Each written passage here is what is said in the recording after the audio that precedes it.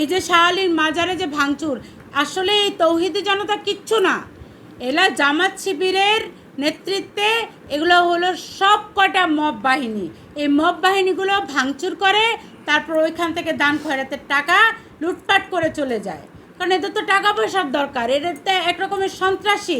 এই সন্ত্রাসীগুলো যেটা করে সেটা টাকা পয়সা লুটপাট করে এবং মাজার ভাঙচুর করছে। কারণ তারা তো জামাত শিবির তো মানুষকে ধর্মান্ধ বানাতে চায়।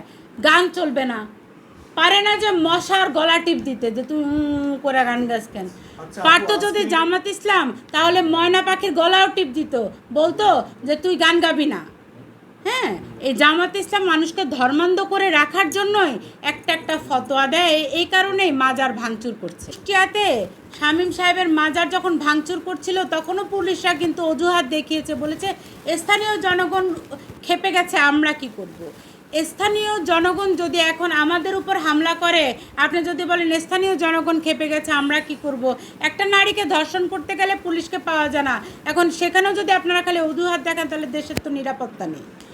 স্থানীয় জনগণ কোনো কাজ করবে কেন যেখানে পুলিশ আছে?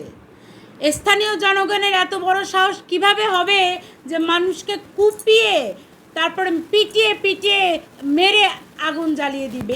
স্থানীয় জনগণ কেন কোনো অপরাধ ছাড়া দীপু দাসকে নিয়ে মেরে তারপরে ঝুলিয়ে দিবে, তারপর পুড়িয়ে মারবে না? স্থানীয় জনগণ এটা করতে পারে না। তাহলে স্থানীয় জনগণ যদি কারো অপরাধ করে আর স্থানীয় জনগণ যদি সেই অপরাধীকে নিয়ে শাস্তি দেয়, তাহলে পুলিশের কি দরকার? তাহলে থানার কি দরকার? তাহলে র্যাবের কি দরকার? কোনো দরকার নাই তো। তাহলে স্থানীয় জনগণই সব বিচার সালিশ করুক। তাহলে আপনাদের কি দরকার? অজুহাত দেখানো মানে আইনটাকে ধ্বংস করে দেয়।